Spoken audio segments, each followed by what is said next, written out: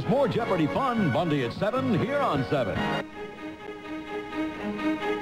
5 years ago, right here at the Greater Hartford Open, 18-year-old Pete Weber went head-to-head with Pete McCordick to an exciting end to win his first PBA title. We join the action in a climactic 10th frame. Pete Weber with a 7 count or better will force Pete McCordick to throw 2 strikes. He has never won a PBA title.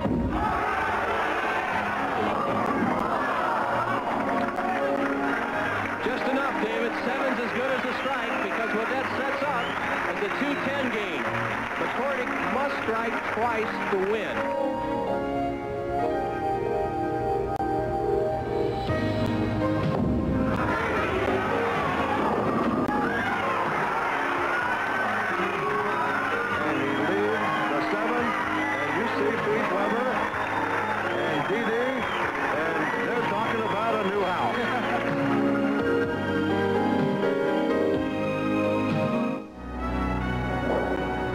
Okay. Tom Baker, 220 with 7 strikes, eliminating Kent Wagner. Now it's up to his wife, Lisa, in Ohio to win a professional championship this afternoon. 199. Marshall Holman, the defending Firestone Tournament of Champions man, goes against Baker here in our second game. Baker shooting first.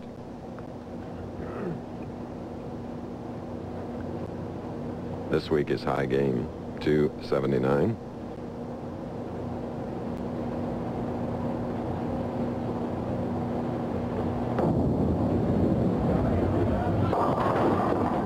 Three 610 on the left lane.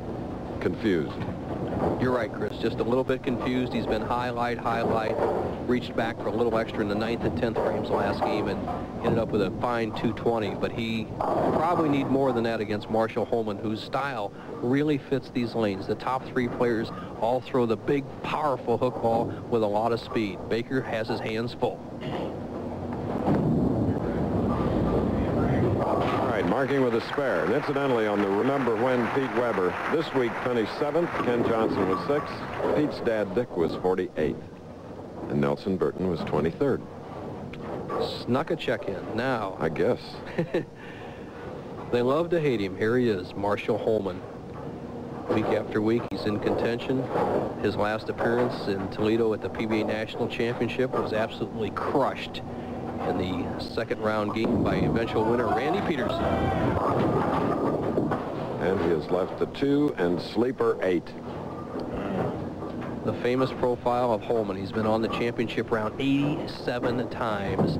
That low profile wrist cock. There's a great shot right there as he pivots into that step, rolls that ball back on his forearm, and rotates the fingers and wrist around the ball. Obviously, he didn't give it enough power that time. He leaves a difficult 2-8 spare to start the match. Bowling pins are all in an equilateral triangle. Those pins are exactly 12 inches apart from base to base. Gets him. And on the Professional Bowlers Tour tip of the week, Nelson Burton will take you behind the scenes of bowling. Another look at that. A power spare. Obviously, you need to drive through the 2-pin, then take out the 8. If you don't have enough power, the ball will deflect and not carry out the 8-pin. Holman, as we well know, a power player, but one of the best spare shooters the game has ever seen. Doesn't give his opponent too many openings. Marshall's main problem, if he has any in a championship round, is himself. He has slowed his pace down now, his tempo, until he's set. Now watch him go.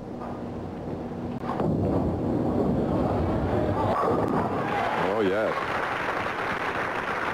We mentioned that this man has been on television 87 times. Earl Anthony, 114, and Mark Roth, 94. Bo, this will be your 22nd Firestone coming up, right? 27, I believe, Chris. I think you're counting. Probably the only person who would know would be the Internal Revenue. For sure. Here's Tommy Baker, that short grip, extended index finger for balance, supporting that wrist with his left hand.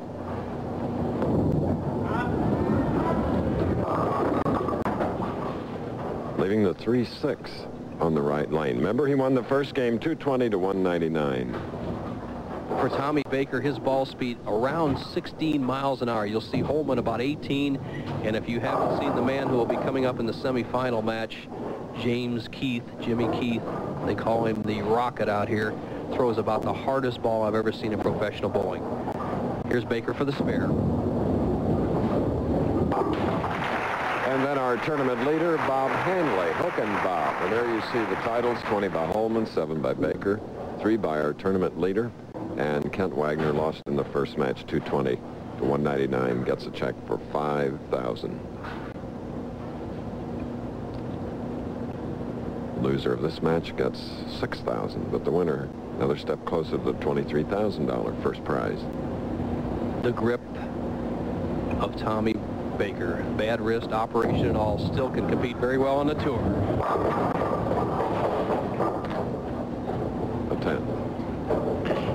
When Baker first came out on the tour, he was a power player, but this shot is evidence that he doesn't quite get the power. Watch the ball deflect over towards the 9-pin as it goes through the 1-3 zone, hits the 5, and see it go to the right. You see a player like Holman, Keith, or Hanley coming up, the ball will go to the left. Okay. Bo, since you're a student of the economy and economics, I read where Connecticut, this beautiful state, is now the country's highest per capita income. And I saw the governor of New Jersey also gave a profile for that state as it moved into the number 3 position, and our good friend Frank Esposito, obviously from that state, probably takes a large part of that economy. That per capita income, the average is $19,208, which makes Governor William O'Neill happy. All right, Holman for a double. 2 powerful strikes by Marshall Holman, going for his 21st championship. On that shot brought to you by our director, Doug Wilson, you saw the ball of Holman drive through the 1-3 and then hook right into the 8-pin. Obviously, 2 different styles out here. Baker playing the soft trajectory, sending it wide, try to keep the ball in play. Holman on the attack at all times, has a 13-pin lead, can extend that lead to 23 with a 3rd consecutive strike.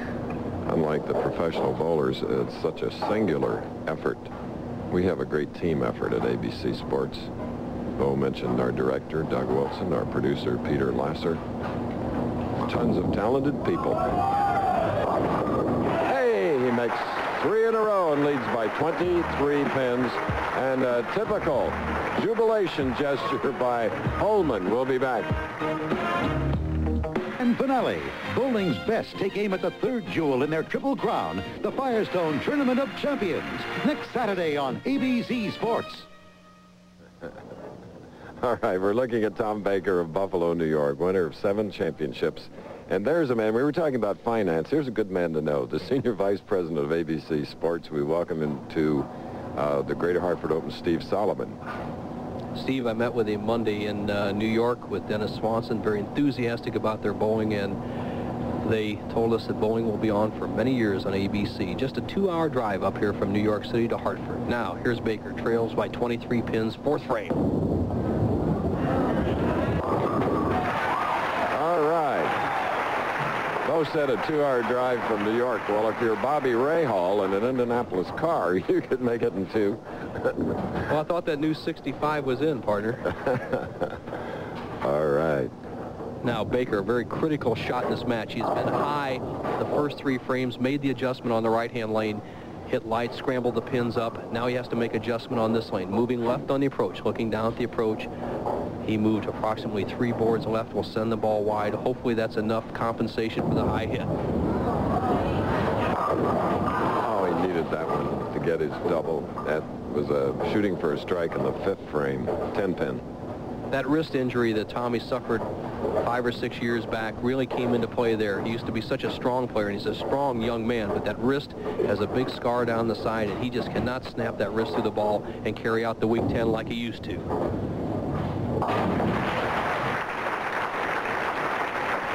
Jimmy Keith continues to warm up. He is the man that throws. Oh, did you hear that rocket? Well, it was so fast it got only 2 pins as he's practicing off to the right. It's incredibly fast.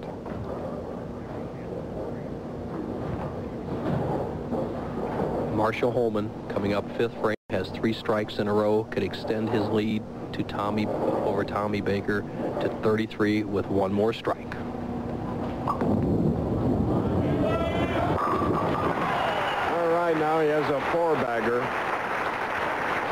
asked Marshall Holman about his reactions in Toledo.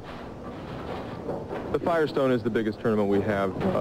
I would love to be the first to win it back-to-back. I've thought about it, but, you know, when I go into a tournament, any tournament, I think about just making that top 24 first, then the top 5, then I'll think about winning it. You have to take it in stages. That was about winning back-to-back Firestones. And Toledo Marshall had a bad day, and he'd just soon forget it as all of us when we have a bad day. Now, Holman, 33-pin lead. Scoreboard tells the story can extend to 43 with a 5th strike.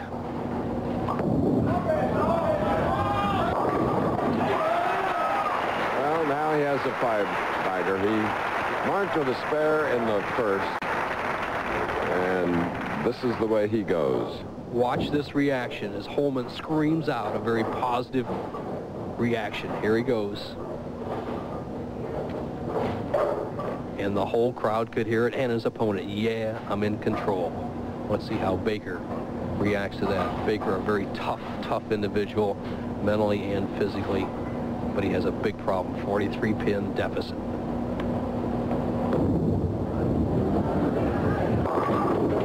Now he perhaps will get a string going, which he needs, because Holman has 5. This is our second match, the winner to meet 19-year-old Jimmy Keith of West Palm Beach, and then Bob Hanley. I'm sure Tommy's lovely wife, Lisa, watching this action back in Buffalo area. Holman, a little nervous twitch with the rosin bag. His thumb is all protected with what we call cotton and collodion, similar to what they use in hospitals. As you see Baker fiddling with the ball, he's in a must situation right here. Trails by 43, can cut Holman's lead to 33 right here in the 7th. Yeah, just what he needed. Tom Baker. We're going to leave the Greater Hartford Open, but then we'll be back. As we're a little behind our allotted time schedule of 90 minutes, Marshall Holman left the 4-pin in the 7th frame. Marks with a spare after 5 in a row, still with a comfortable lead. And in the booth with us today, one of our experts on ABC, Jeff Hastings, who will be doing our color commentary for the 1988 Winter Olympics. He'll be doing the 70-meter and 90-meter, I call it ski jumping, and I don't know what it is. It looks pretty tricky to me, Chris, plus the team competition. So welcome to Pro Bowling Tour, Jeff, and good luck at the Olympics. I'm sure you'll do a good job. Well, we're liable to make a bowler out of him. Good athlete. They have to be top-notch ski jumpers, which, of course, Jeff was.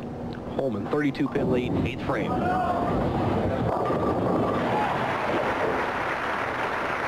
Back striking, Marshall Holman, 4th appearance this year on television.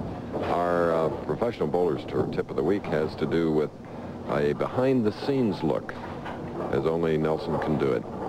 Well, for the people, we have millions that watch us at home, the ones that never had the luxury of coming to a Professional Bowlers Association tournament, it'll be very interesting to see what the pros do to prepare for a championship round. Now, Baker, 8th frame, trails by 32 in a must situation, has 2 strikes working, can cut the lead of Holman's down to 22 with another strike. Picture perfect. 4 big ones, striking out in his first match, which he won 220 to 199. By far, Tommy Baker's best shot of the day. The ball driving through the 1-3, and now watch, it doesn't deflect this time. Bang, straight through the middle of the rack, almost leaves a solid 9. You know, Chris, when Holman was so demonstrative in the 6th frame, shouting out, he seemed to have awakened Tommy Baker. A little bit like the end of Tora, Tora, Tora. Wakened a sleeping giant. Let's see if he can take advantage of that 3 strikes in a row and cut Holman's lead down to just 12 pins, 9th frame.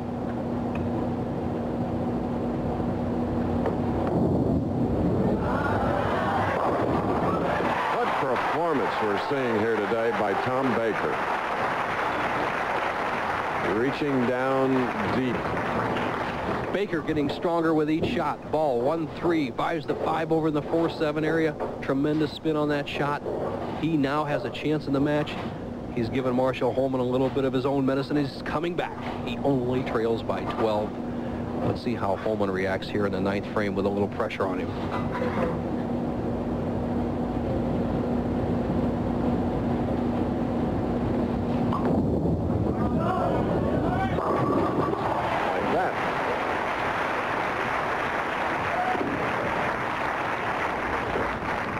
Holman answers the challenge of Tommy Baker with one of his best shots of the day. Now watch the great style, the good swing, arm close to the body, good wrist action. Second arrow out to about the 4th board.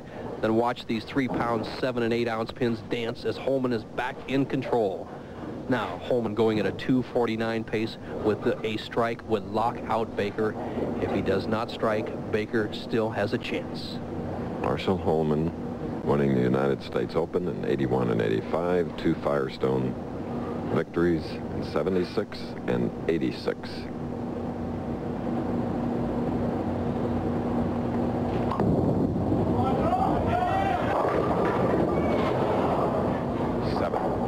It's not over yet. Holman with a spare and a strike would be 248. That's considering he gets all these pins, knocks the 7 pin down, and strikes. He would win the match. If he gets anything less, Baker could come up in the 10th frame, and if he can duplicate what he did in the first match against Kent Wagner, would either tie or win the match. It's not over yet. Looking at the average leader for 1987, Marshall Holman, averaging 217.12.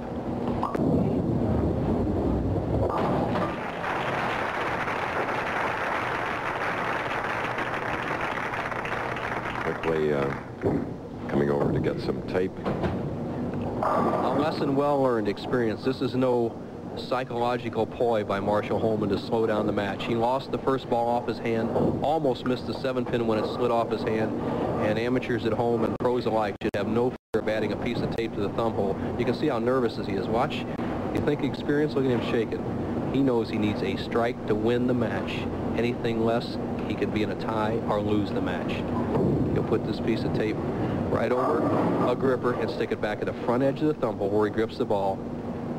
Hopefully to get the real good feel and lift. The ball should just feel nice and comfortable on your hand. You don't need to squeeze it. If you squeeze with your thumb and fingers, you kill the shot. You want it to just set right in the palm of your hand. Now for Holman as he comes up in the 11th, a strike he wins. Anything less, the match is up for grabs.